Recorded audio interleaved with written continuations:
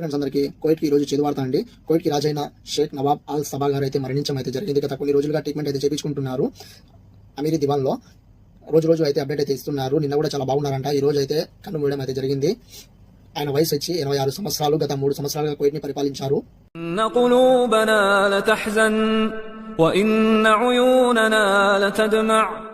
ఆయన చనిపోవడంతో ఈ రోజు మొత్తం కోయిట్లో 3 రోజుల పాటుగా మొత్తం మూసేయబడుతుంది. మాల్స్ కానీ, రెస్టారెంట్స్ కానీ, గవర్నమెంట్కి సంబంధించిన ఆఫీసులు కానీ ప్రతి ఒక్కటి కూడా ఈ రోజు అయితే కోయిట్ మొత్తం 3 రోజుల దాకా అన్ని క్లోజ్ అయిపోయాయి. అంటే 360 మాలు, అవినూస్ మాలు, అల్కోత్తు, ఇంకా తర్వాత వచ్చి ముబారికియా సూకు, ఇవన్నీ గవర్నమెంట్కి సంబంధించిన ఆఫీసులు కానీ ప్రతి ఒక్కటి కూడా ఇక్కడ వేయడం అయితే జరిగింది.